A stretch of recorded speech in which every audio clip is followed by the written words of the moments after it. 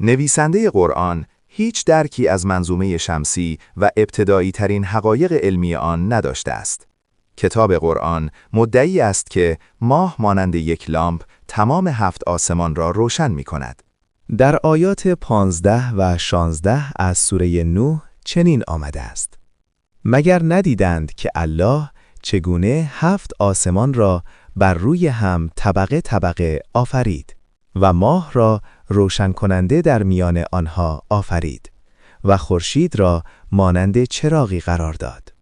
سوالاتی که پیش می آید به این صورت است. اولاً در ابتدای آیه می گوید مگر ندیدید چه کسی خلقت آسمان ها را دیده است؟ دوماً به چه دلیلی وجود 7 آسمان را اثبات شده می داند؟ سوم، بر اساس چه سندی ماه عامل روشن شدن 7 آسمان است، در صورتی که 7 آسمان وجود خارجی ندارد؟